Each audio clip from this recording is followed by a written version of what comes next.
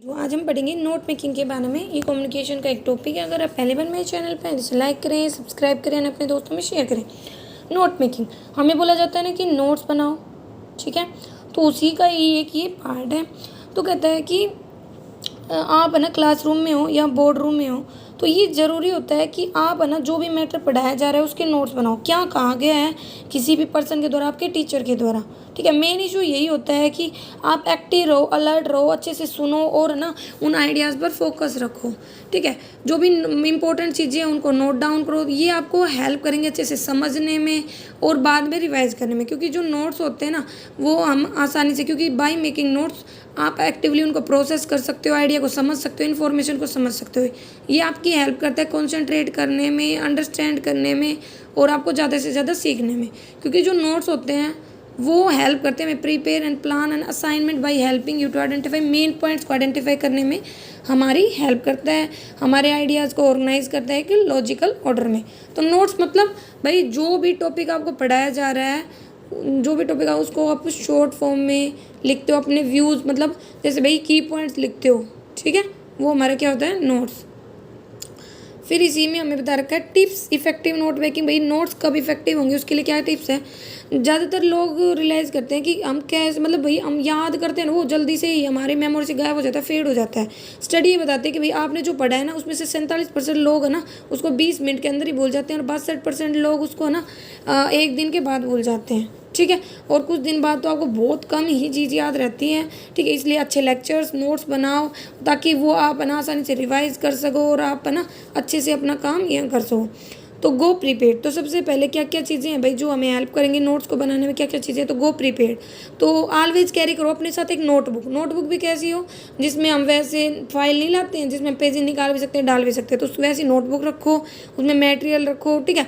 Pages को आसानी से रिमूव कर पाओ, रिवाइव कर पाओ, हैंड आउट कर पाओ, ठीक है। और ईजिली और पेजेस डाल पाओ, ठीक है। हाईलाइटर्स लो ताकि ना जो भी इंपॉर्टेंट लाइट आपको लगे ना उसको हाईलाइट कर दो ताकि जब आप दोबारा से पढ़ोगे तो उसी लाइन पर आपका ध्यान जाएगा, ठीक है। तो हाईलाइट रिमाइंड करवाता है कि किस चीज़ पर हमें फोकस करना नहीं। Do go through assigned material को अच्छे से पढ़ो, प्रीवियस नोट से जाओ, ठीक है। इससे हमें और ज़्यादा नॉलेज मिलेगी। दूसरा पॉइंट आता है कि अच्छे से नोट मेकिंग बनाने के लिए हमें ना अपनी लिसनिंग स्किल्स को इम्प्रूव करना होगा। फिजिकली और मेंटली क्लास में प्रेजेंट रहो, अच्छे से जो टीचर बोल रहा है उसको सुनो, ठीक है। कॉन्शियस रहो, जो भी एफर्ट्स हैं उनके ऊपर कॉन्सेंट्रेट करो, ठीक है। क्योंकि बिना फोकस के, ठीक है, अगर कोई को फोकस नहीं होगा तो कोई कंसंट्रेशन नहीं होगा, ठीक है, और कोई भी लर्निंग नहीं होगी, ठीक है। Adept to the direction. जो भी लेक्चरर जो बोल रहा है वो डायरेक्शन फॉलो करो, ठीक है। अब भाई क्लास में बहुत सारे डिस्ट्रक्शंस भी होते हैं, बहुत सारे ऐसी बेकार की बातें भी होती है, लेकिन कुछ ऐसा भी होता है जो जरूरी होता है जो हमें नहीं पता होता, ठीक है। तीसरा पॉइंट है डेवलप करो एक कंफर्टेबल नोट टेकिंग मेथड। मतलब भाई एक नए लेक्चर से स्टार्ट कर रहे हो ना अगर कोई, तो नए पेज से स्टार्ट करो। मतलब हर बुक का एक नया पेज, ठीक है, या हर चैप्टर का एक नया पेज से स्टार्ट करो, ठीक है।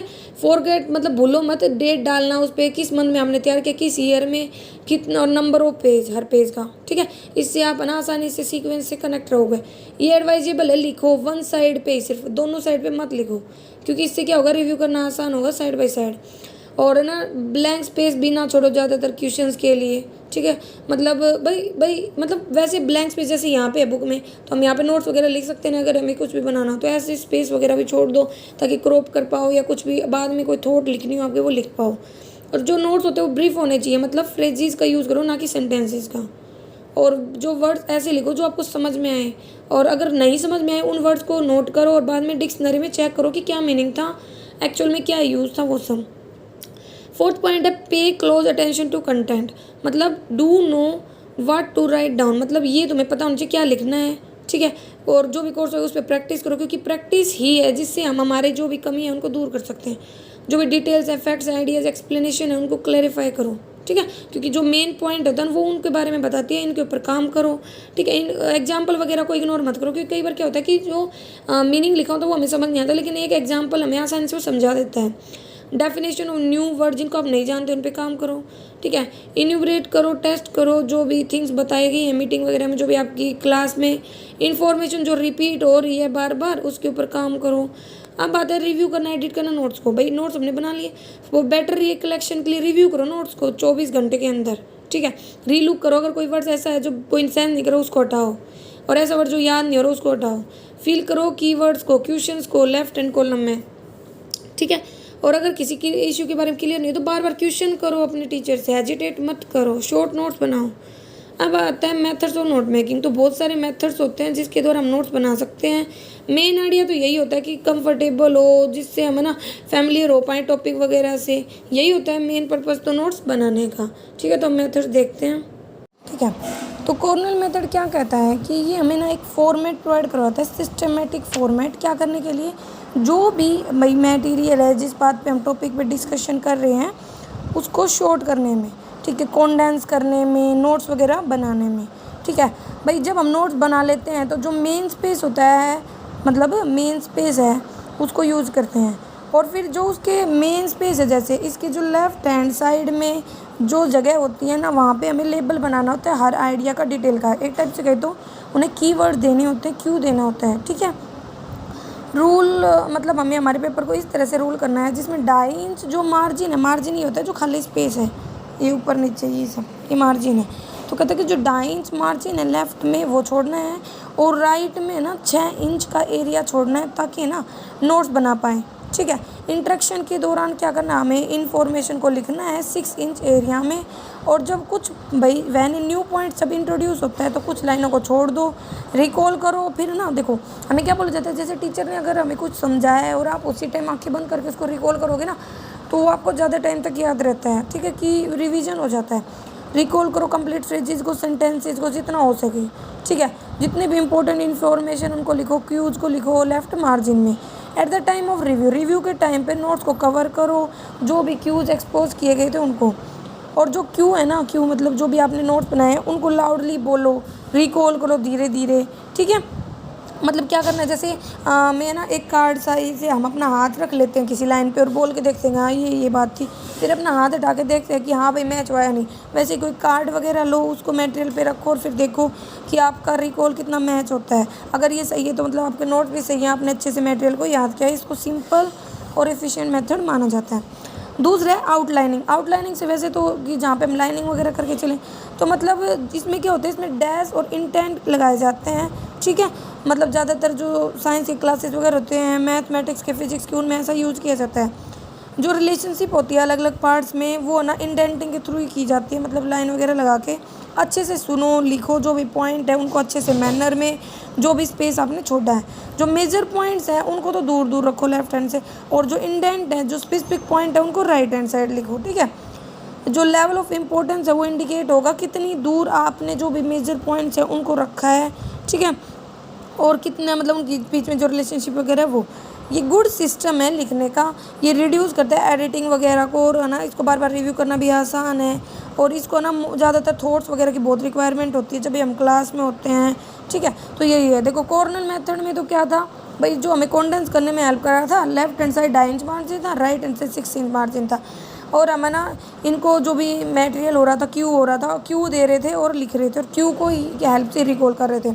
जबकि आउटलाइन मेथड में डैश यहाँ हम ऐसे लाइन लगा रहे थे, और इसमें है ना हम लेफ़्ट हैंड वाले पे तो मटेरियल को दूर दूर लिख रहे थे, राइट में जो मेजर पॉइंट है उनको लिख रहे थे, और ज़्यादा से ज़्यादा रिकॉल पे ध्यान दे रहे थे। अब जैसे है एक्स्ट्रा सेंसरी परसेप्शन, मतलब जब हमारे जो सेंस ऑर्गन होते हैं हम उसके अलावा जब सोचते हैं किसी चीज़ के बारे में तो उसे बोलते हैं एक्स्ट्रा सेंसरी पर, मतलब सेंस के अलावा जो भी हम सोच सकते हैं।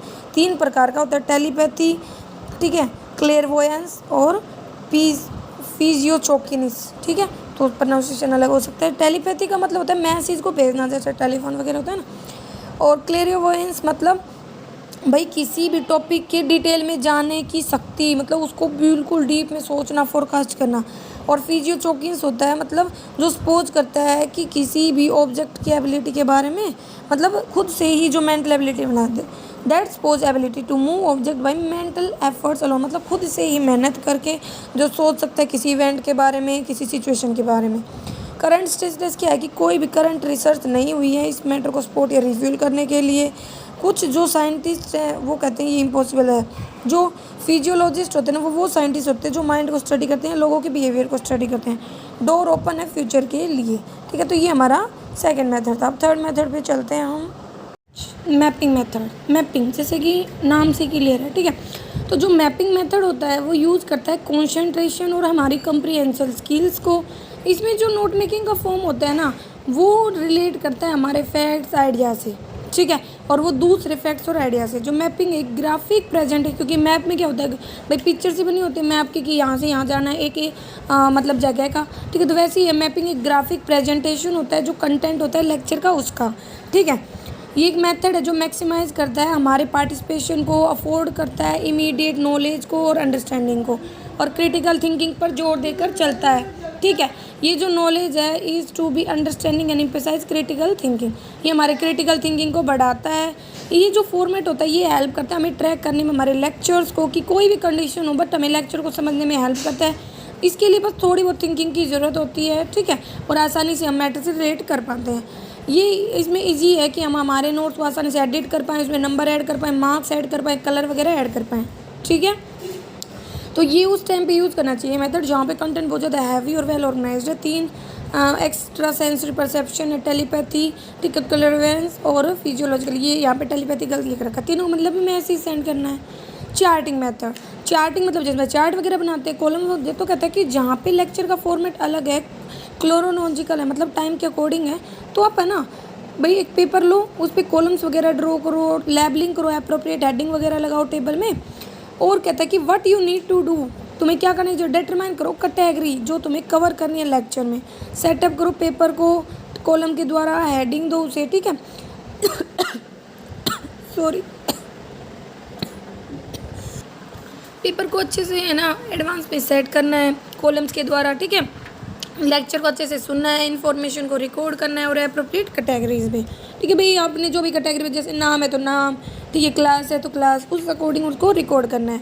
ये मेथड हेल्प करता है कन्वर्सेशन को ट्रैक करने में, डायलॉग्स को ट्रैक करने में, जिनमें हम नॉर्मली कन्फ्यूज हो जाते हैं, क्योंकि एक टेबल की हेल्प से जितना हम याद कर सकते हैं उतना वो अगर डाटा अलग अलग जगह पे होगा तो याद करने में मुश्किल होती है।